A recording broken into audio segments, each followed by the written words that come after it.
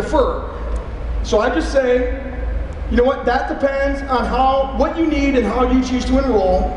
Why don't I ask a few questions and we can go from there? Sound good? How many of you, if I said that to you, you'd be totally cool with the situation and you'd be willing to answer some questions? Right? So just handling it up front that way. Our wives were the only ones that raised their hands, so I think maybe. All right. So, but let's say that you get a money objection. So Mike, yeah, I'll come over to you. So let's say that I've done the 5-step process with Mike. I've asked the questions, I've shown him the videos, I've used the resources. I've let the resources explain all the information and facts, the resources like the websites and the videos. And let's say that I come to Mike, and Mike has expressed interest in this, and I think that he's pretty much on board, but there's something holding him back. And so I said, Mike, you know, so you seem to be pretty interested in this. What's holding you back on it? You know, I don't know. It just seems like a lot of money. I don't know. It's Okay. 130 bucks a bag. Yeah, absolutely. Well, I can totally understand that. In fact, when I first started, so this is validating over time. I can totally understand that. When I first started, I wasn't quite sure that I would even spend 120 bucks on P90X. I'm so glad I did now because it's completely changed my life. Let me ask you a question. Are you serious about wanting to do this and losing this 30 pounds that you talked to me about? Yeah. Okay. Yeah. And you honestly can't afford it? Well. Or are you not serious about that and you're just afraid to tell me no? Yeah, a little bit of both. I'm just not sure. I don't know. Okay. Tell me. Why should I say yes to this right now? Well, why should I not just go to the gym? So, well, you can if you want. Honestly, I just want what's best for you. Okay. Okay. Well, I want to get those results you talked about. Quite honestly, I'm not trying to sell you on anything. If it's for you, great. If not, no big deal. Write this down. This is what I call. Okay. This is what we. This is disarming. You got to disarm the situation, right? I could easily be provoked into a combative situation where I start trying to justify the expense and trying to sell him on this. Does that make sense? When he says that. But instead, I disarm the situation and say, listen, I'm not trying to sell you on anything. Honestly, if it's for you, great. If not, no big deal. I just want what's best for you. How many of you can do that? You can disarm that situation that way, okay? So it seems to me like maybe you just have a few questions about it. What specific questions would you have that you'd like me to answer? I don't know. It just 130 bucks. I mean, I don't know. I mean, what is this thing actually going to fill me up? Because you talked about it being like a meal replacement. Is that is it really going to work? Because I have to buy this and go eat lunch or breakfast or. No, I don't know. What do you typically? So here I'm going to just go into asking more questions. I want to undig what he's talking about. So typically, what do you do for breakfast or lunch? I mean, what do you do for lunch every day? You know, for lunch, I mean, I'll go out to lunch, you know, if we're working downtown and, you know, you go to a sandwich shop or one of the restaurants down there and it's probably, I don't know, probably spend $8-12 bucks. Okay, so every day you're spending $8 on lunch. How do you typically feel after lunch when you're eating a sandwich and fries or whatever?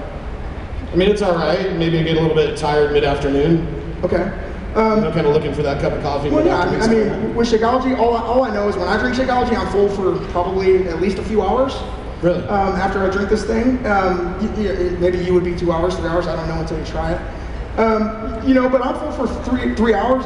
You know, and it's about $4 a day. So if I could show you a way to actually get healthier food for a lower price and actually save you $4 a day, save you 120 bucks a month, is that something? Oh, it's only $4 a serving? Yeah. Oh, I would do that. Okay, cool. So why don't we'll just go from there? Does that make sense? Yeah. So the thing is that people knee jerk at $130 a bag. People assume you're selling them a bag of protein powder, and all they've seen is they go to some big box retailer or some vitamin place and they see protein powder on sale for whatever price.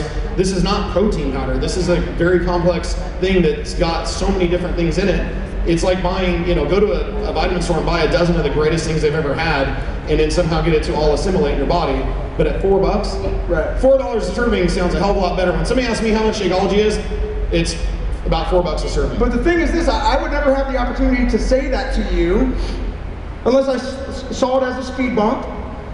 When Mike first came at me, I instinctively got nervous. My heart was doing this, right? How many of you get in that situation? Your heart does this, right? A little bit. But I go back to the skill set and say, okay, how can I handle this? How can I handle this situation? I can disarm it. Okay, I can start asking more questions. I just need to ask more questions. So I started asking about, well, what do you do for lunch? How much do you spend for lunch? He tells me that. Now it's an opportunity for me to share why I use it because it saves me money and gives me better food. Does that make sense? So he used 2 techniques out of what we wrote down. So he used validate and overcome, and he asked more questions. And so by having these things in your hip pocket, like I just made these notes and laminated and thought, oh, here we go. and we're going to take these and role play these different scenarios. But this is kind of like what you need until you just have this in your head and you're in these conversations. And this is just matter of fact, because you're just ingrained that when she says, hey, well, I don't know, how much is it?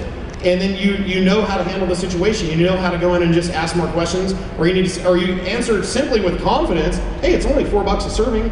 Oh, really? That sounds good. Yeah, great. In my head, I was just saying to myself, okay, this is a speed bump. I need to slow down and ask a few questions and figure out what information I need in order to give the proper recommendation. Does that make sense?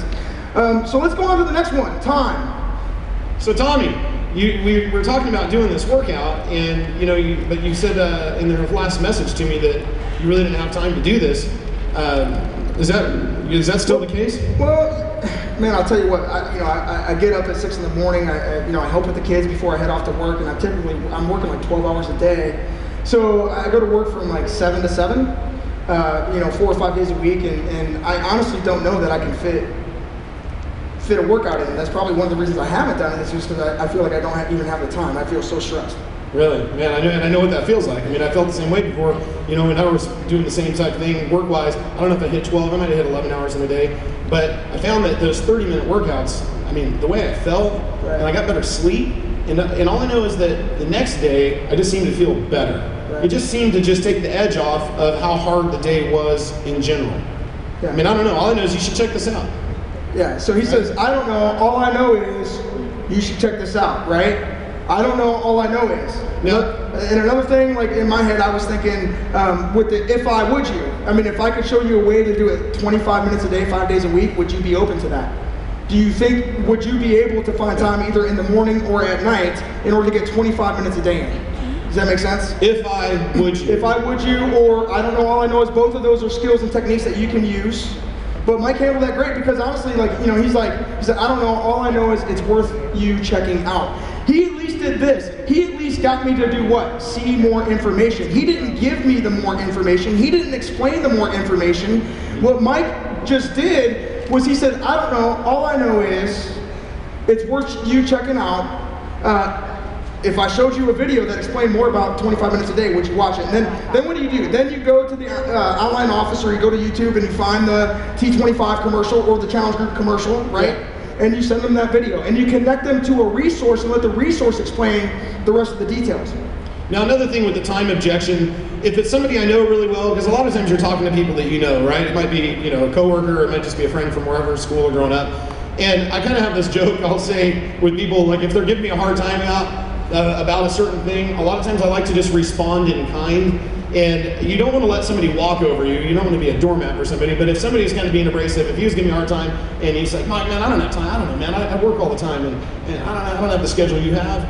I'm like, man, last time you get 23 hours in a day and I get 24? Really? Yeah. That's a throw it back on him. But seriously, why not? If you know him well enough and you can just kind of be lighthearted and jovial about it, because we all get the same 24 hours in a day. And so think of, so did Einstein, so did Mozart, so did Beethoven, so did John F. Kennedy, Malcolm X, Martin Luther King. Come on, you guys. It's the same 24 hours in a day. What are you going to do with yours? So I have that in my mindset when I'm listening to this objection going, really? This is what I call this. Don't be afraid to throw the BS flag. Yeah. Right? Like honestly, that's all Mike did was, really? You got more I have more hours in a day than you? Saying something like that's really what we call posturing. That's the posturing thing. Something that I might say is this, well, so how's that working for you? Asking questions. It's a simple thing. How's that working out for you? So how's that working out for you? And you're not trying to say it to be crappy. You're not trying to be adversarial. You're not trying to be rude. You're legitimately asking it, how's that working out for you? Here's the thing, when you stop and ask that question, it gives them a chance to reflect on how is that actually working out for them. And many of them will come to the conclusion of not very good. Yeah. Not very good. I feel like crap, my pants don't fit, I'm pissed off in my closet every time I try to get dressed. Right? We can all understand that. But that's the time where you want to ask leading questions. And so if you get to that point, when you get to that point, because it's going to come up. So would you like to feel better? Would you like to feel better? Yeah, honestly. You want to look better? Yeah. Are you serious about losing that weight? Yes? Yeah. Yes or no? Yeah, okay. Well, because I'm serious about helping you. A lot of times people will do that. Yeah, absolutely. They'll actually smile and laugh about it. They'll say, yeah, absolutely, I do. And it's getting enough yeses where, okay, so you're serious about this. You said you want to do this. You said you want to feel better. You said you like how when I talked about feeling better the next day after I did that workout, you wanted that feeling, right? Okay, well then just let's do this thing. It's gonna be fun. I'm here to support you. We're just gonna have a good time. I don't know. All I know is you need to check this out. Let's do this thing. And if it get like I use our guarantee, the 24 or what's it, the 30-day bottom of the bag guarantee. I use that as a last resort. I mean, I use it if I have to, but I don't lead with it. That's like leading with, hey, you don't have to do this if you don't want to, but if you did, it would be okay. Right. Like you're not trying to be a whoop puppy dog, right? That's not. It doesn't work. Right. No, absolutely. What's another one? So let's talk about this one, fitness. So this is something that I actually run into. I mean, coming from a place where I was morbidly obese for 20 years of my life, I deal with a lot of people who come from a place of obesity, and they come with this fear that they're not capable of doing the workouts, right? In fact, my after picture was probably a big deterrent to many people because they looked at it and said, that looked really hard. I don't know that I could do that. Does that make sense? How many of you know, like, someone knows P90X, they know Insanity, and then they say that. They're like, well, that's not for me because it's way too hard. Everybody understand that? So for me, I also get, I get the 50 and over crowd that are like, well, I mean, let's look at the image of our network. It's pretty young and fit people for the most part, right? But there's no bigger dynamic or demographic of people that could use this more than the baby boomer generation that's 50 and over. That's the first thing, right? Let's get our parents freaking healthy, okay? The second thing is this, all them people are at retirement, they got money. You're not gonna get the money injection from them. Right. I don't know why we're not focused on that group of people, to be honest with you. Yeah. You want to avoid the money injection, go talk to the people that are retired. They got money.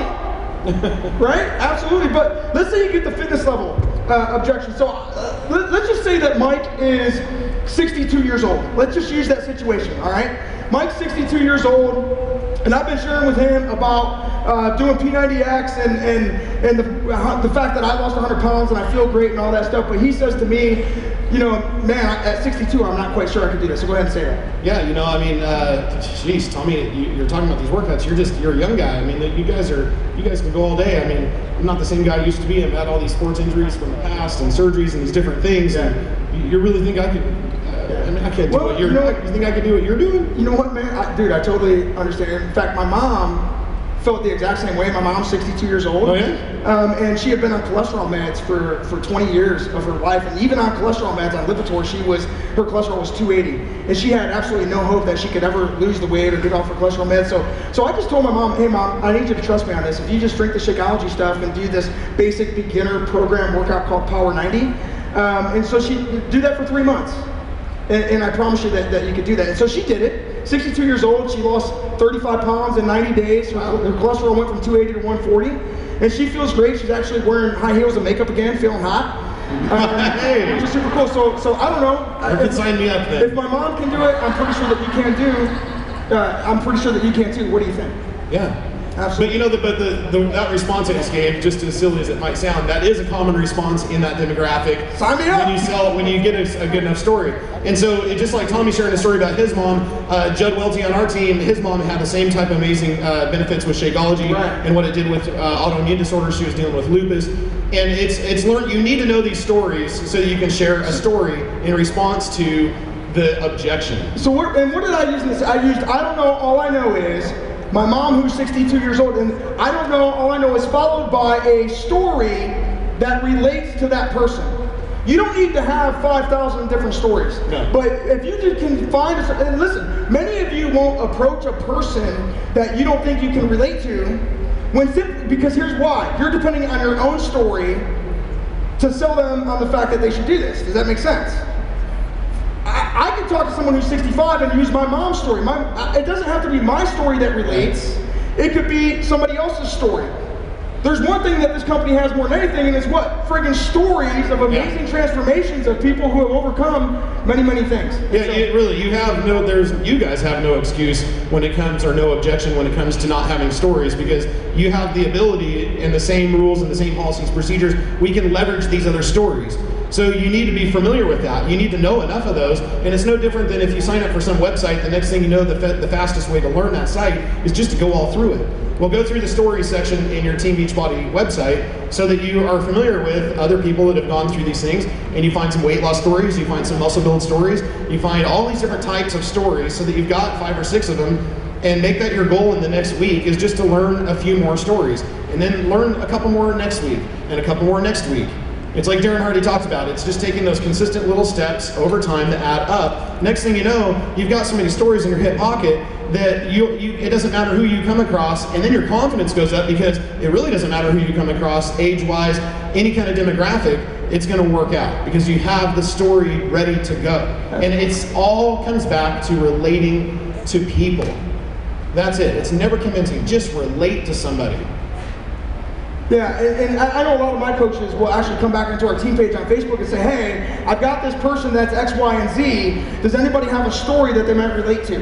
Don't hesitate to go ask for that story referral. So listen, guys, we would love to sit here all day and talk about objection handling, but unfortunately we're going to be running out of time here. So here's really where we're at. How many of you felt like you got something out of today that you could take and use? Okay, that's good. Good, thank you. That's good. Good, because sometimes I sit here and go, man, is any of this breaking through? So to know that you got something. But here's the thing. I want you to write this down. Knowledge, or ignorance on fire is better than knowledge on ice. Yes. Ignorance on fire is better than knowledge on ice. You now know how to handle objections. You now have a few simple skills and techniques. You now know to not fact-check people and to build relationship first, yes, right? And build trust first. So you know these things.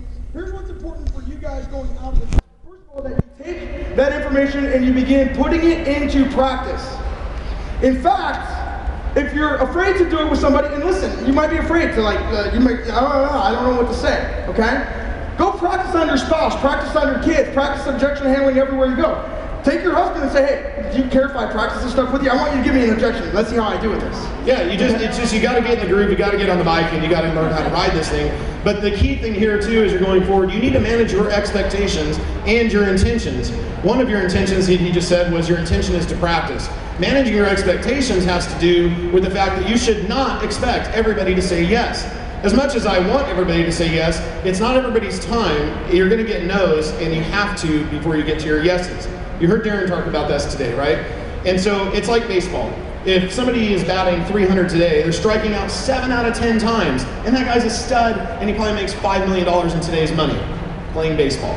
So if we're super well practiced at this, and we've been doing this for years, and we failed our butts off, and we've gone through all the different things, and we get 3 for 10, when you get started out, you're going to get 1 or 2 for 10. You keep practicing, and eventually you're going to get 2 or 3 for 10. Then you're going to go through a streak, and you're going to get a bunch of yeses in a row. And you're going to go through a slump. And then when you get into that dip, you're going to blast right through it. Because the answer in any one person in this room's business, I don't care if you're a superstar diamond coach, you signed up last week, it's always talk to more people. And when you have the confidence with these skills, you're going to happily talk to more people. You'll engage in conversations all over the place. Absolutely. The last thing I would tell you is this: learn, do, teach, repeat. You guys have an absolutely great tool right now to help teach your people about objection handling, because this training is going to be available in the Coach Training Academy, and you can share that with all of your people. Okay?